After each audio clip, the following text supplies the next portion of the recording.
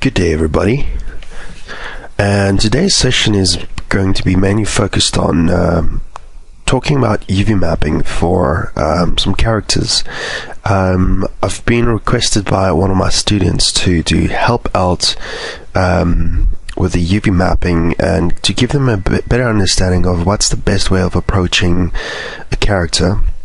In general, kind of a bipedal character, but the same techniques can apply for any type of character. So what I'm doing here at the moment is I'm planning out and making decisions on how I'm going to project and then create my main UV layouts.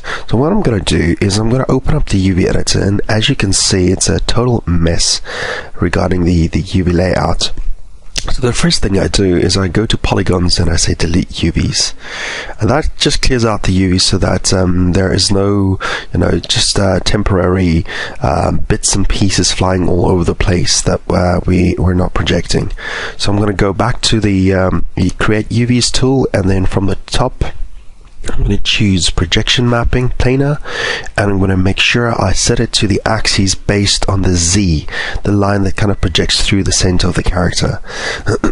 And after that I'm going to be hitting apply, and as you can see the little gizmo handle that pops up, my transformer tool that shows my actual projection. As you can see in the UV editor, the whole character has been projected, and this is a typical workflow I follow so that everything is projected as one piece. And then after that I typically turn on my modeling toolkit and then make sure that my symmetry is active. This is going to half the workload that I have to do. So I'm essentially now making a selection of faces, or edges rather, as to where I'm going to cut the pieces off and then separate them from the other pieces in my UV editor. Right, so with those faces selected, I'm going to be selecting the tail section. I'm also going to do it for the arms. I'm going to do it around the neck. Once I have that selected, I'm going to check if there's any other pieces that I need to cut off. I'm going to scroll around, and at the back section I'm going to loop around up to the border section of where the tail starts and stops. I'm also going to cut through this underneath the legs. That's going to allow me to separate those pieces.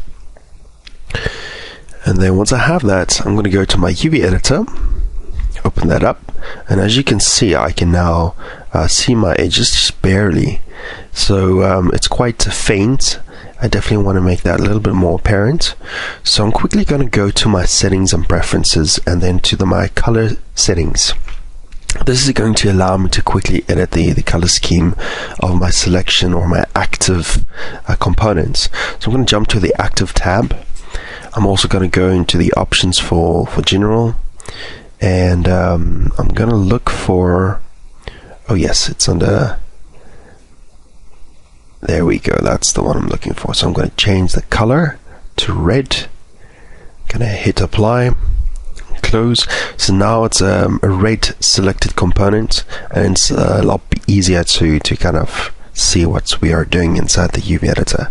With that done, I'm going to do a shift right click, and that's going to give me a menu option for cutting and sewing and so on. But you can also make use of the polygons drop down menu and then choose cut, edges, move and sew. All those features you can access from the menus.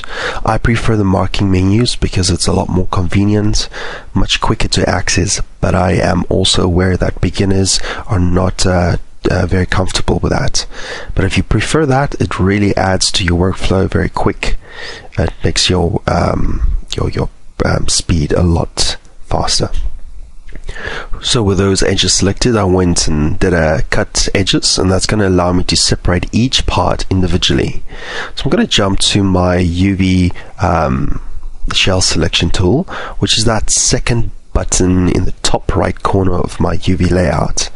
That's going to allow me to select the whole UV tile or the whole UV shell, and then kind of separate pieces off and then move them to the sides. I'm going to move the tail section off, And then from here I need to start adding an additional set of edges where I'm going to cut them. So I'm going to go to the layout tool, the unfold tools, and as you can see, the legacy settings have been set up. That's default settings you would get with my 2014, 2013 earlier, but 2015 is making use of an unfold 3D feature. It's a brand new algorithm. It's much faster, much more accurate, and less distortion. So I'm going to go to the plugin manager, which you can find under Window, Settings and Preferences, plugin manager. I'm going to look for the actual unfold 3D feature. I'm going to make sure I activate both so that Maya will load that plugin next time we open it. So now, as you can see in the unfold tools, it now has both the old algorithm and the new algorithm. The old algorithm has a lot less settings, but it typically tends to give you a much cleaner, less distorted version of your UV shell. So with that UV shell selected, I'm going to quickly rotate that, getting it lined up with one of the grid lines, and then I'm going to kind of stack it up to the corner over there, and then compare my UV lines so I can get a nice straight axis down the center. Great stuff. So with the arms and the legs and all the extremities, they're kind of like cylinders. So what we need to do is actually separate the cylinders on either ends so that they are essentially just a hollow pipe, or like a pipe. And then from that selection, we need to then cut a line right down the center of that pipe so that we can actually open it up, so that there's no distortion. So first of all, I made sure I cut off the hands, and so that the hands are those will be separate pieces that we can UV map later. I'm going to look at the bottom section of the arm. I'm going to choose a loop that is going to give me a nice loop section all the way up to that border edge. So I'm going to go to edge mode. I'm going to select one edge, shift double click on the other side, and that's going to give me that loop selection all the way to that last selected edge. With that selected, I'm going to do a cut edges similar to what I did previously. So I'm doing a shift right click, and that's going to give me that cut edges. And from there, I'm just doing a quick unfold on that selection. There we go, great stuff. Now that I have both of those laid out, I'm going to put them off to the side. I'm going to start focusing on another piece. Instead, I'm going to quickly rotate a few of these tiles, getting them nicely straightened out. Rotate this guy all the way around. Looking good. I'm going to jump to the next piece. Let's see, maybe the legs is a good idea. So I'm going to make my selections in the 3D view. It's a lot easier, more convenient for the user to kind of orbit around the character and see exactly what you're selecting. I'm going to do a loop selection. I'm going to cut there. As you can see, I'm running all the way around the bottom piece of the foot. That is going to allow me to separate that section off. And once I have that selected on either sides, I will then be cutting the feet off completely, and then also the legs will then turn out to be cylinders, very similar to the arms. With those selections, I'm going to go to the polygon menu just to kind of change things up, and then go to cut edges. Alright, so I'm going to do an unfold. I did an unfold on all the selected pieces. You can easily do that with multiple pieces if you prefer. You don't have to do it always to one single piece. What you will find though is a lot of times the algorithm applies a general overall kind of unfold. It doesn't necessarily unfold everything the same exact amount. As you can see, these two pieces are completely different, so I had to unfold them individually so that they are similar in scale and size. After all, they are the same pieces on your character. So with those pieces separated, I'm going to tackle the next piece, the tail section. I'm going to do a select UVs by convert selection to UV shell, or to UV to UV shell, and then from there I'm going to be cutting things. Right, so the tail section essentially just needs a line down the center, and that will allow me to open it up and to give it a nice clean flare. So with those edges selected, I'm going to jump back to the UV editor, do a shift right click, cut edges, and that's going to allow me to separate that. Now this time I'm using the unfold tool. You can also do a shift right click unfold, similar, very similar feature, as long as the algorithm is set to be exactly what your last settings were. You can easily just unfold that with the unfold 3D algorithm. Straightening that up. Jumping to the head now, this is typically the problem area for most people, as they don't necessarily know where to cut things and keep it nice and clean. So where you want to cut these is essentially along the borders of the eyelids, borders of the nostrils, and borders of the inner section of the mouth. If your character has ears, unlike this character, you would definitely want to cut around the outer side and then cut out the inner section of the ears as well. Right, I'm doing a selection for the section around the neck, and I'm looping a line straight down the center of the back of the head to the front of the forehead, not going too far down that section, because you don't want to have the seam line running down too close in the front of your character. So with those pieces selected, I went and did a cut, and that allowed me to separate all the pieces individually. And with that edge at the back of the head kind of cut all the way to the front, that's going to allow me to really open up that head and give it enough space to essentially lay out and unfold each of the faces and the UVs. So for the eyes, I'm doing exactly the same thing. I need to have a similar kind of approach as the cylinder. So I take the section that I cut off, and then I run an edge through the center of one of those pieces, and that's going to allow me to unfold and open those as they would be, so that you can easily texture map them later.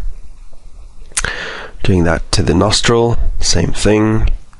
The neck section, I'm going to first of all select that back section, back edge, completely opening up that neckline, doing a cut, select the UV shell, and then unfold.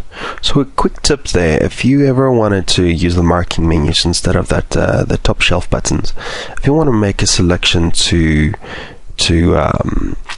be the whole UV shell instead of a single point, what you can do is, if you right click and you go to the UVs, you select a single dot on the UV shell, and then you hold down Control, right click and drag to UV shell. That's going to allow you to convert the selection for that single point to the full borders of the UV shell, and that really helps a lot with speeding up your workflow instead of jumping backwards and forwards between the different tools. So back to what we're doing here, I'm essentially just moving things around, placing the actual UV shells for each individual piece inside of that square tile section for my UV template later on when we wanted to start texturing. So what I'm doing here is I'm looking at the hands. I need to cut the hands down the center. So I'm going to pick an edge and make sure that edge kind of runs right down the center of the hand. That's going to allow you to separate the top section and the bottom section for the hand for easy texture workflow. A lot of people actually prefer to cut it kind of all the way to the side of the hand and just leave a few edges where it's going to pivot around from when we're doing the unfold.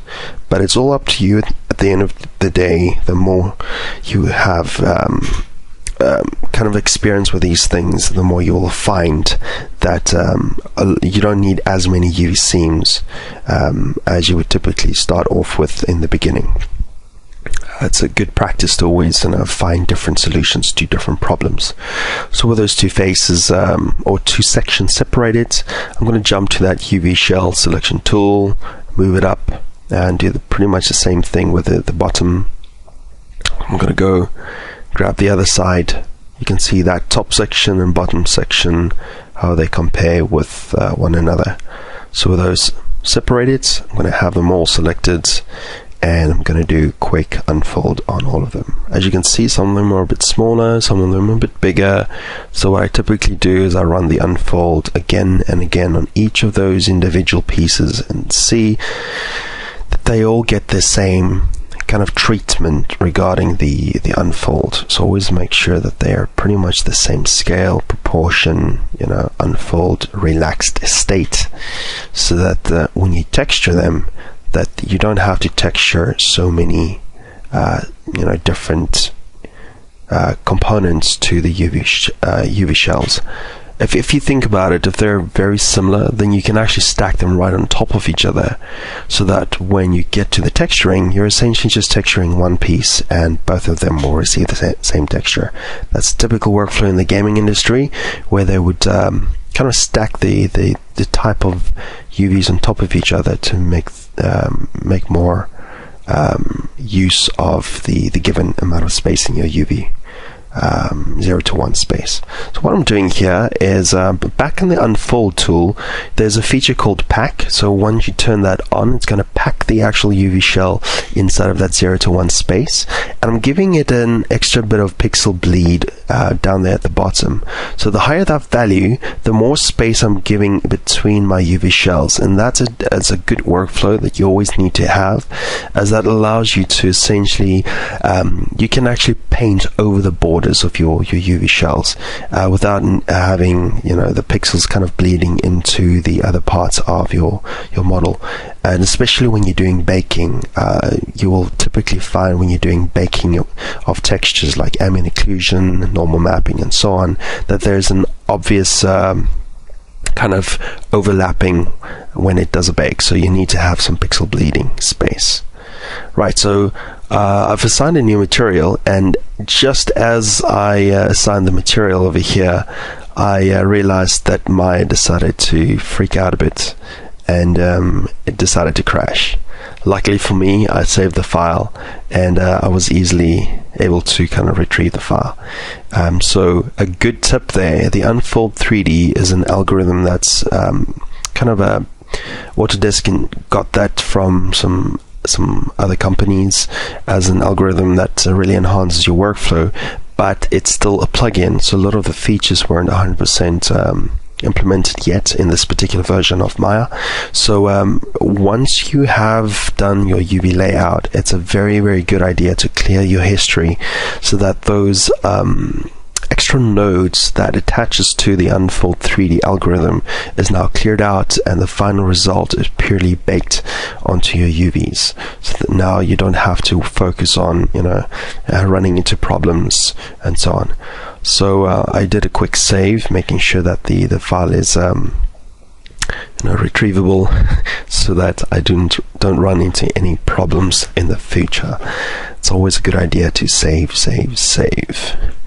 Right, so for the most part, I'm going to quickly rename the mesh, the little character there, and I need to assign a quick temporary kind of UV texture template, so I can see if there's any stretching that's left in my UV tiles even after I've done all the unfold and so on.